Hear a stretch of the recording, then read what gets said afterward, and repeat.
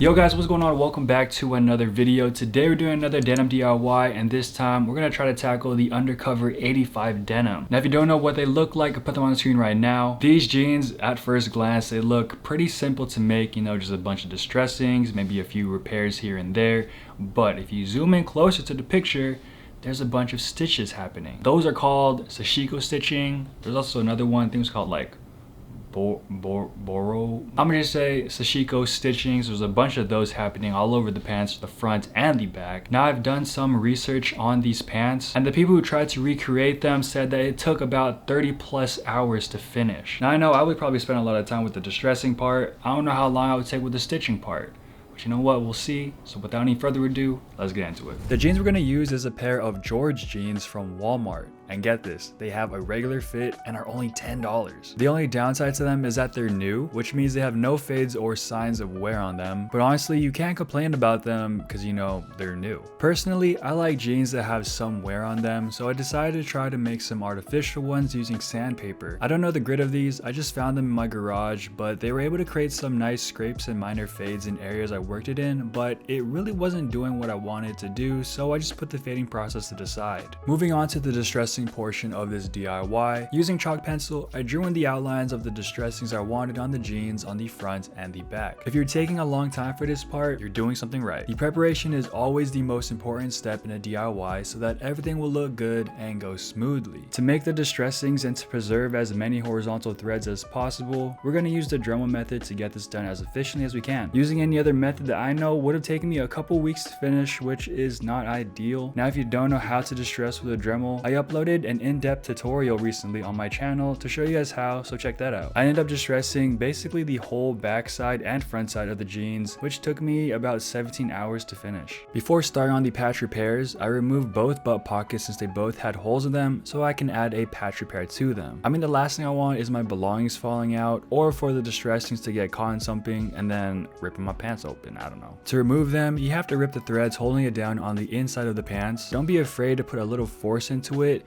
Just like rip the threads apart and make your life a lot easier, and it'll make this process faster too. The next step is to put in the patch repairs. So we have to rip open the seam to open the pant legs. Does that sound weird, pant legs? For the patch repairs, I use a white textured shirt from Kilion that I wasn't wearing anymore, as well as some extra denim colored fabric that I had lying around for the darker blue repair areas. The repairs on the undercover pants look like they're made out of some waffle material, kind of like thermals, you know? So the textured shirt I used was kind of perfect for this.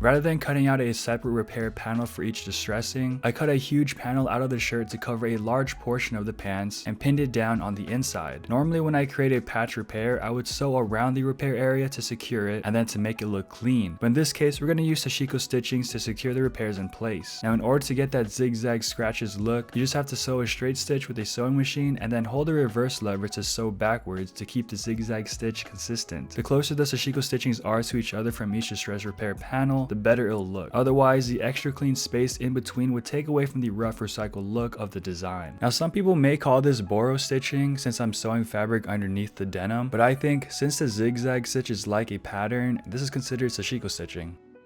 Like I said earlier, I don't like how new these jeans look, so I decided to try sun fading for the first time. Apparently, this method would have taken about a month to get the results I actually wanted, but I only gave myself about a week for both sides because this project was already taking way too long. I didn't and still don't know the proper way to do this, but at first I added baking soda to the pants and then let that sit on it for a while in the sun. But thinking about it, this part probably did absolutely nothing since I can't imagine any chemical reactions happening to the jeans. It's literally just sitting in the sun. Then I took some boiling salt water and poured it onto the jeans and let that sit in the sun and expose to the environment for about 3 days.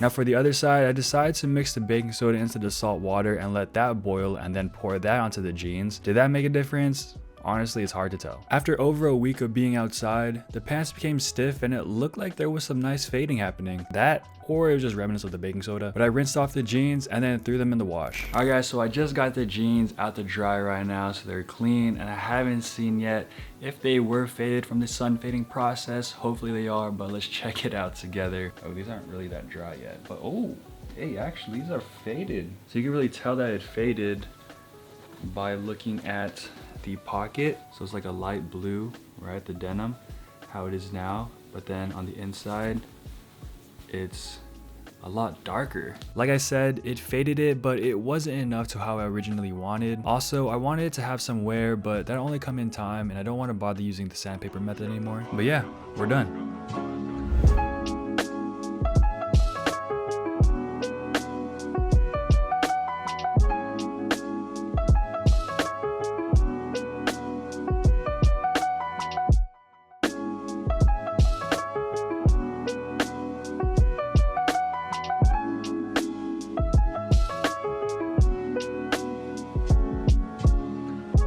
But there you guys have it. Those are the Undercover 85s, or my iteration of it. If I were to rate them, I would for sure give them definitely like a 9.5 out of 10. That 0.5 being that they're not the same color as the ones in the picture. Actually, because of that, probably a 9 out of 10, because I was just thinking of like the distressings, they're different color from the reference picture. Mine's are white, his are like tan or brown. And originally I was gonna do that, I was gonna dye it, but then honestly I was spending so much time on these pants, I was like, I'm good, let's just finish this video. And also, it's just like the look of them, they still look a little bit new. I mean, they're definitely faded from the sun fading process, but you know, there's not like natural wears like on the thighs and the pockets and the butt pockets and everything. Those things play a huge factor in the overall look of the jeans. And yeah, mine just don't have that. Now, if you look at the Sashiko stitchings that I did, you can tell that I was definitely a beginner when I started at the front, and then I started learning how to do it and how to make it look better as I got to the back. So like on the front, it's pretty spaced out, and they don't really connect. So they have like their own little islands, each stitchings. See here, and then here, like there's a huge gap right here. This is really ugly, I think. Then when you go to the back side, I really tried to connect them, or tried to overlap them. Wait, just hit the camera. I really tried to overlap them the best that I could and keep them as close as I can. It did take a lot more time, and it did use up a lot more thread, but in the end, it looked a lot better. I just spit. But yeah, you can see there is no gaps in between these distressings. They're all like somewhat connected in a sense, all the way down to the bottom of the pant leg. But that's gonna wrap it up for this DIY. I hope you guys liked how the pants turned out. If you guys did, make sure to drop a like, hit that sub button too. I'd really appreciate it. It would help me out so much. If you guys have any requests of some pants you want me to try to recreate, or you guys want to stay updated with my current project, follow me on Instagram. But anyways, I'll catch you guys in the next one. I'm out. Peace.